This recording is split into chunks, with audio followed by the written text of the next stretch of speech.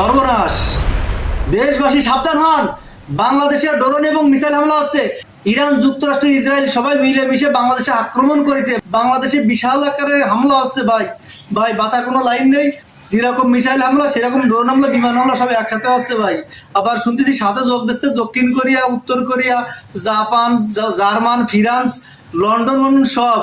আমাকে আর বাঁচার বুদ্ধি নেই ভাই। বাংলাদেশের একটাই সমস্যা, বাংলাদেশের তেলের জন্য এই যুদ্ধ ভাই। বাংলাদেশের যুদ্ধটা হচ্ছে ভাই, কিচ্ছু করার নেই ভাই। বাংলাদেশে যেভাবে হামলা হচ্ছে ভাই, আমরা আর বাঁচার সম্ভাবনা নেই। বাংলাদেশে যতগুলো তেল পরিশোধনাগার আছে, বাংলাদেশের তেলের খনি টনি যা আছে, এমনকি তেলের পাম্প, সে পদ্মা, মেঘনা, যমুনা, ডিলার মিলার দিয়ে বাংলাদেশে যতগুলো মুদিখানার দোকানদাররা সে তেল মজুত করেছে ভাই, সব জায়গায় হামলা হয়েছে ভাই। ড্রোন হামলা আসতে শুরু করে সব কিছু হামলা ভাই, সব তছনছ হয়ে গেলো। আগুনি ভরপুর ধুমো উড়ে যাচ্ছে ভাই। আমরা খুব টেনশন আছি, আমরা কৃষক শ্রেণী, আমার এবার মরে যাবানি ভাই। ধান আর হবে না, তেলের হবে।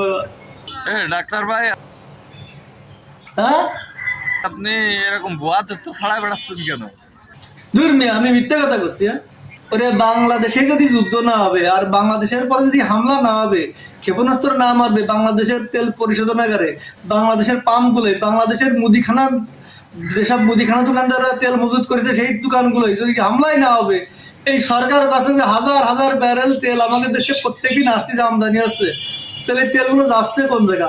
কৃষক যে তোয়াফাতে করে দোকানে যাচ্ছে, 1 লিটার দিচ্ছে কি দিচ্ছে না? এতে কি কোনো ঘাস জাল খায়? হ্যাঁ, ইরিদানের সময় এই সময় তেল দিচ্ছে না। এইসব নাফারমান তেল মজুতকারীরা আমাকে তেল দিচ্ছে না।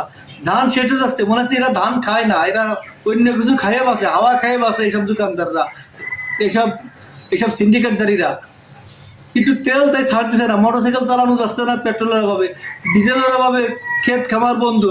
উপকূলীয় জেলেরা সে মাছ ধরতে যাবে ট্রলার নিয়ে গভীর সমুদ্রে, তাও জাতি পারতেছে না একটু তেলের অভাবে। তেল দিচ্ছে না কেউ। তেল সবাই যার যার গোডাউনি, যার যার বাড়ি, ল্যাট্রিনি ফ্যাট্রিনি যে জায়গা আছে সব জায়গায় তেল মজুত করে রাখতেছে। এরা ভাবতেছে যে সেই 106 টাকার তেল এরা 600-700 টাকা মানে লিটার বেচতে পারবে না।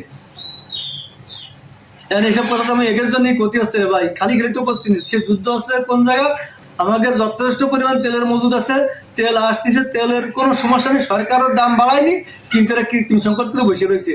এই তেলগুলো যত আসতেছে বিদেশ থেকে সব এগারোতে চলে যাচ্ছে, জনগণাতে আসছে না, সব ব্যবসায়ী গাড়িতে যাচ্ছে। যার কারণে আমাদের এই দুর্দশা, আমাদের রিটার্ন যে কি হবে না ভাই, কোনো বোঝার উপায় নেই। এই তেল সিন্ডিকেট আপনারা ভাঙতে হচ্ছেন না কেন? আমি সরকারের কাছে বিনীত অনুরোধ করব, যেসব বাজারে 2-1 লিটার তেল যেসব দোকানদাররা দিচ্ছে বা যে জায়গাতে দিচ্ছে, সে জায়গায় অভিযান চালান। অভিযান চালালে দেখবেন যে যারা 1-2 লিটার করে বেচতেছে এদের কাছে 500-700 ব্যারেল পাবেন। আর আপনারা যদি টাকা খাইয়ে, প্রশাসনের লোক যদি টাকা খাইয়ে এই অভিযানগুলো না করেন, এই পাবলিকই যদি ধান নষ্ট হয়ে যায়, একটা সরাসরি কথা কেউ থুচ্ছি, তাহলে কিন্তু কোনো আইন আদালত মানবে না। ধান যদি নষ্ট হয়ে যায়, কোনো আইন আদালতে কাজ হবে না।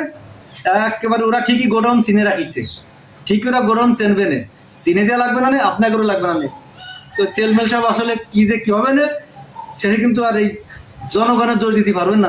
যে জনগণের জন্যই, যে জনগণের সেবার জন্যই, যে জনগণের উপকারের জন্যই তেল আমদানি, সেই জনগণ যদি তেল না পায়, সিন্ডিকেট করে এই ব্যবসায়ীরা যদি তেলের ব্যবসায় তেলবাজি করে তেল মেরে যদি বড়লোক হয়ে যায়, আমার কৃষক যদি মরে যায়, তাহলে কিন্তু কোনো সাড়াসাড়ি হবে না। কথাটা কয়ে রাখলাম, এক একটা কৃষক কিন্তু এক একটা বারুদ, এক একটা ক্ষেপণাস্ত্র, এক একটা যুদ্ধ বিমান, একটু খালি মাথায় রাখবেন, আর কিছু করছি না।